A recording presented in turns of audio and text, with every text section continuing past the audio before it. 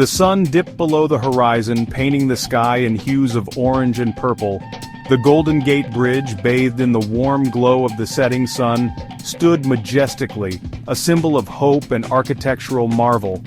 Cars hummed along the bridge, their occupants unaware of the horror that was about to unfold.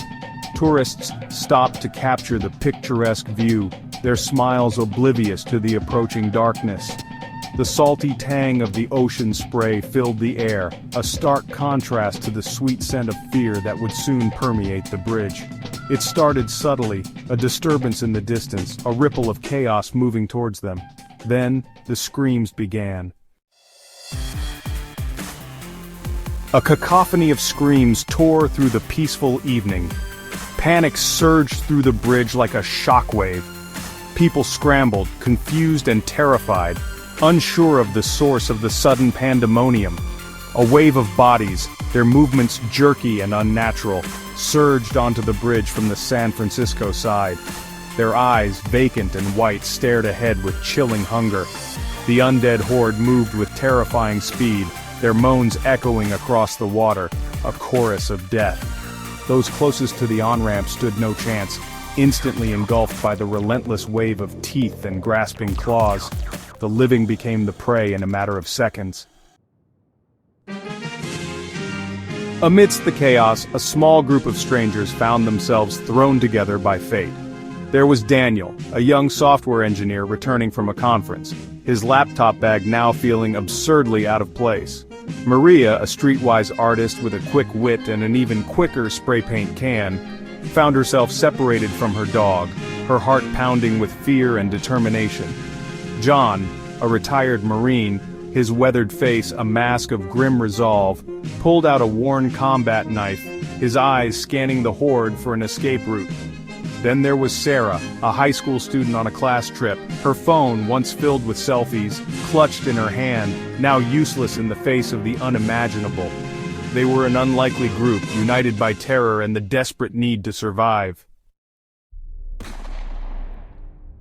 The Golden Gate Bridge, once a symbol of connection, now felt like a cage.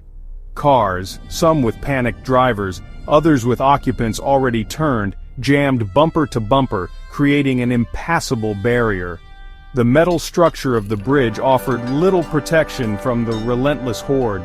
The survivors were trapped, the relentless surge pushing them further onto the bridge, further from safety, further into the heart of the nightmare. The air, thick with the stench of decay and the metallic tang of blood, made it hard to breathe. Panic threatened to consume them, but the will to live, to escape the clutches of the undead, burned brightly within each of them. They had to find a way out, had to outsmart the relentless horde. John, relying on his military training, took charge, his voice a gruff beacon of authority in the storm. He directed them to the bridge's maintenance walkway, a narrow, exposed path below the roadway. They clambered over car hoods, dodging snapping jaws and grasping hands. Each step was fraught with danger, a misstep meaning certain death. Maria, agile and quick-witted, used her spray paint to mark their path, leaving glowing arrows in the fading light. Daniel, his fear momentarily forgotten, used his knowledge of the city to guide them towards potential escape routes. Sarah, her initial terror replaced by a steely resolve, stayed close to John, her young eyes absorbing the horrors around her, her mind already plotting their next move. They reached a section of the walkway blocked by a stalled tanker truck, its driver nowhere to be seen. The stench of gasoline filled the air, a dangerous but potentially life-saving opportunity. John, his gaze unwavering, saw a way out. He instructed Daniel and Sarah to find a way to hotwire the truck.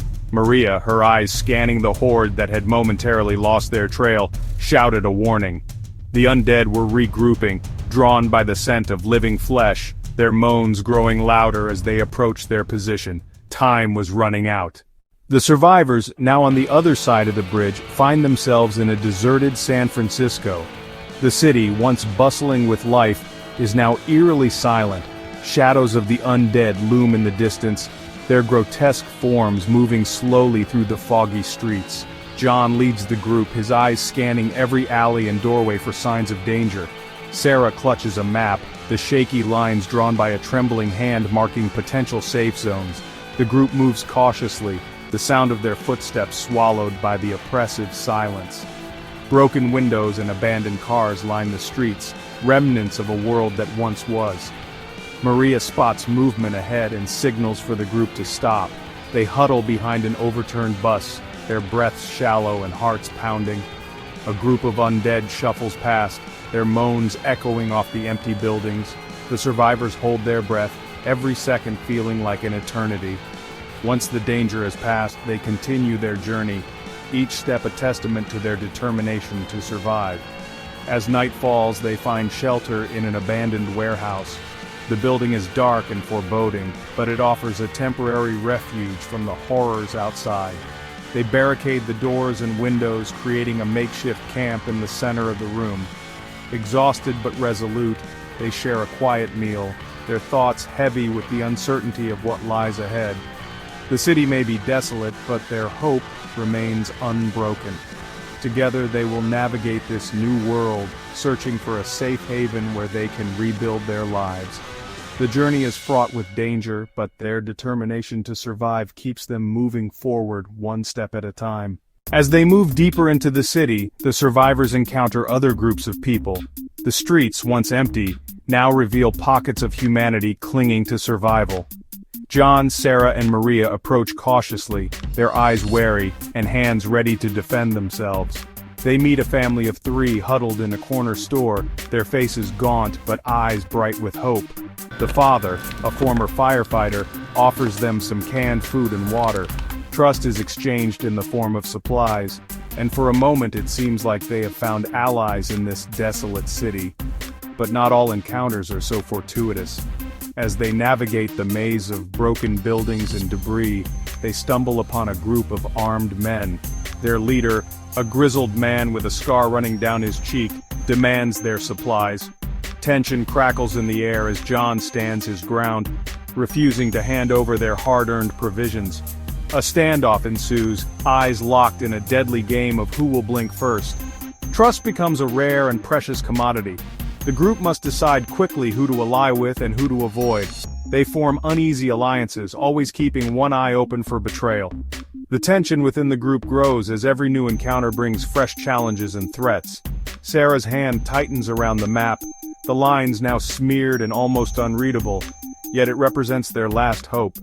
Maria's eyes dart from shadow to shadow, every movement a potential threat. John's resolve hardens with each step, his determination to protect his group unwavering. In this new world, every decision carries weight, and the price of trust is often paid in blood. They continue their journey through the desolate city, navigating a landscape where danger lurks at every corner, and trust can be as deadly as the undead themselves. In the heart of the desolate city, John, Sarah, and Maria find themselves cornered in a towering high-rise building. The once majestic structure now stands as a crumbling fortress. Outside, the undead are closing in, their relentless moans echoing through the empty halls.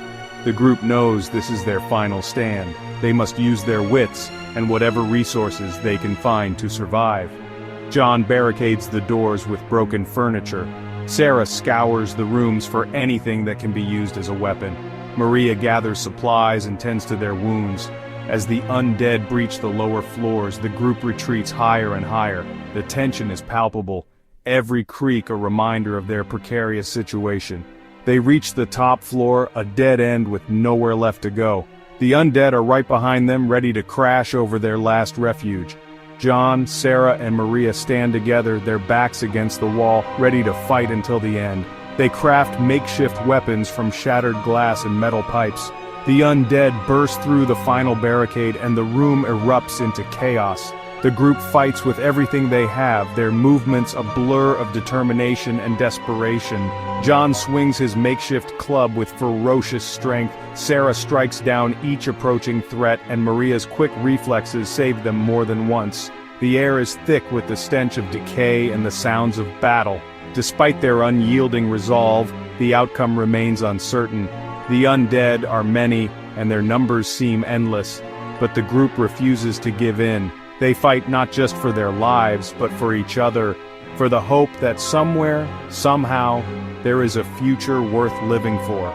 In this climactic showdown, the high-rise becomes a battleground of the living against the dead. With every swing, every strike, and every breath, John, Sarah, and Maria prove that even in the darkest of times, the human spirit is unbreakable. The final moments are a blur of action and emotion, a testament to their unyielding will to survive. And as the dust settles, the outcome remains shrouded in uncertainty. But one thing is clear, their resolve has never been stronger.